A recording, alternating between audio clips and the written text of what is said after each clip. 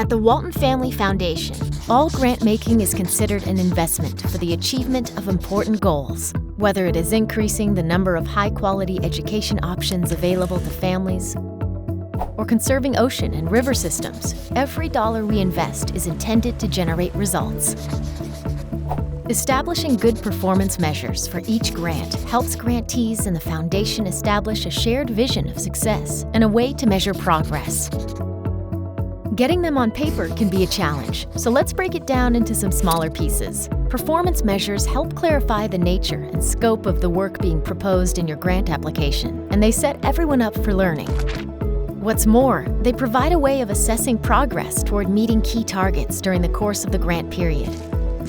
This way, if something isn't working, together we can make corrections mid-course.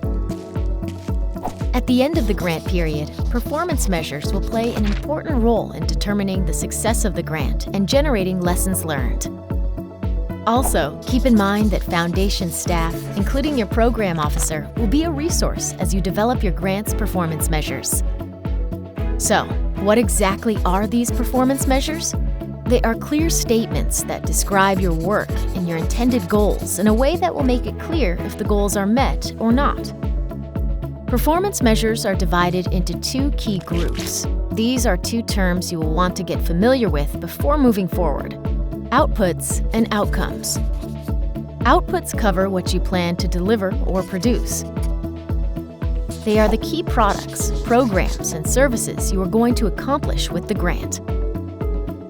On the other hand, outcomes are the intended changes you expect to see in the world as a result of your work, such as increased knowledge and capacity, improved policy, or more options for families. Note that while achieving an output is largely within your control, you will likely not have full control over whether or not an outcome is achieved. Think of it like this. If you are growing a garden, the output is the fruit that you produce, and the outcome is happy and healthy eaters. Now there's one other term we want to familiarize you with, and that is activities. When creating meaningful performance measures, it can be really useful to distinguish between activities and outputs. So let's revisit our garden analogy. The acts of tilling the soil, planting the seed, and watering would be activities. These activities are essential, and we will discuss your plans to complete them. However, we don't need you to write the activities down in the form of performance measures. For performance measures, the idea is to focus on the handful of key products, programs, and services your activities will generate, the outputs, and the changes in the world that will result, the outcomes. When creating the list of outputs and outcomes, remember to think through the connecting links, the anticipated cause and effect relationships between the outputs and outcomes. In most cases, outcomes are expected to lead to other, longer-term effects, which you will also want to capture if they occur within the time frame of the grant. Outcomes occurring beyond the grant period should not be included in the grant performance measures. Each of your performance measures needs to include 5 key components: who, what, by when, how much, and how we will know. First, who will do the work or exhibit the resulting change? For outputs, the who is often your organization or one of your partners. For outcomes, the who is generally the target of your efforts, like policymakers or parents or community members. Second, what do you plan to produce, or what change do you expect to come of it? Third, by when will the work be completed or the desired change occur? Every performance measure needs a timeline for when it will be achieved. And remember, the when should always be within the grant period. Fourth, how much will be produced or how much change will occur? This is where you establish a measurable target, ideally a number, percent, or other numerical benchmark for how much you intend to accomplish in each output and outcome. And finally, how will we know the work was completed or the change occurred? This is the measurement strategy that you will use or the evidence you will provide to determine whether your target was met.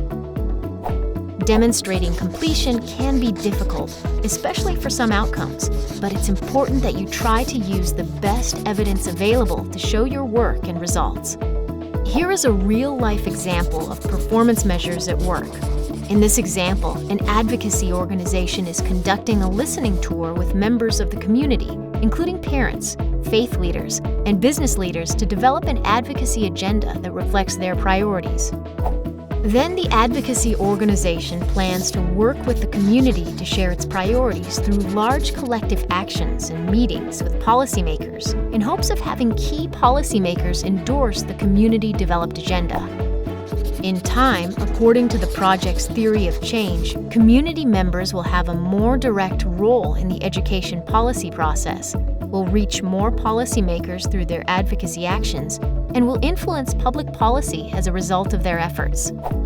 In this example, the advocacy organization will begin with a series of key outputs that will increase in size and scope, leading to an outcome of policymaker support during the grant period. Let's begin. The first step of engaging the community is conducting a listening session with diverse members of the community. This is what a good performance measure might look like. By June 30th, the organization will meet with at least 300 community members, including parents, faith leaders, and business leaders in Los Angeles to understand their concerns related to availability of high-quality school options, as measured by a report that summarizes key findings from the interviews. Notice we have the who, that's the organization. The what is the act of meeting with specific community members. How much is denoted by the number 300. By when is June 30th, and the report summarizing key findings serves as the how we will know. Next, the advocacy organization will create an advocacy agenda based on community member interviews. The result of this is the creation of a published report, which is an output. Here's what a good performance measure would look like. By August 31st, the organization will publish an advocacy agenda containing 5 key policy recommendations on education based on community priorities, as measured by a report published on the organization's website. Again, each of the 5 components of a good performance measure is present: who, what, how much, when, and how we will know. Now, the advocacy organization will work with community members to share the recommendations included in the report to bring visibility and awareness to the issues that are a concern for the community. The organization plans to do this through large advocacy actions and through direct meetings with policymakers. In both instances, because of laws that apply to the types of activities foundations can and cannot support, community members are not advocating for specific legislation, but rather sharing their thoughts and concerns on broad education issues. By this point, the organization has engaged community members to develop an agenda, has published the agenda, and the organization, alongside members of the community, has conducted a number of meetings and public actions to bring visibility and awareness to the needs of the community. The intended outcome, or change in the outside world, that is expected is policymakers publicly supporting the community-developed advocacy agenda. Here's what an outcome could look like as a result of these community engagement efforts. By March 31st, at least 15 policymakers publicly endorse one or more components of the organization's advocacy agenda, as measured by a database of public statements in support. You may be concerned about putting so much detail down about a project that may be unpredictable. We understand that your work may be influenced by factors outside your control, and that you may need to shift strategies mid-course. Your performance measures will help us both to identify how and when a strategy must change and what adjustments should be made. As you develop your grant application, work your way through the outputs and outcomes until you have performance measures for each one. Your performance measure targets should be ambitious yet achievable. Now let's look at the longer-term outcomes we hope to see occur over time. Within a few years, we would expect to see the organization continue to engage more and more policymakers and would want to see clear evidence of community input in state education policies. And as a result of this, we might expect to see things like better quality options for students and families, or the ability for more families to access a wider variety of school options. This longer-term outcome will likely take longer than the grant period, so you will not include a performance measure for this outcome for this grant. For new projects, setting targets can be challenging, and establishing a valid baseline might even be one of your grant outputs. Not every performance measure will need a baseline, but you should keep this in mind to include where it makes sense. How many performance measures do you need to include in your application?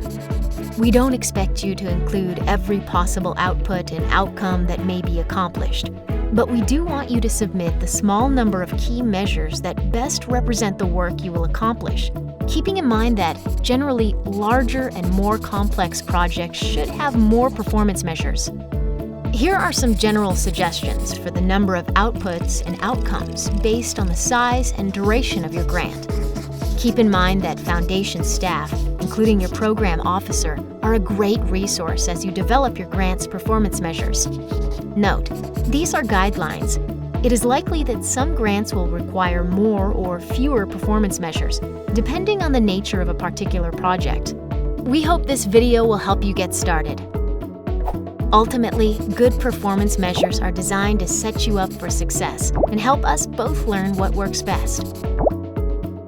If you still have questions, we are always here to help.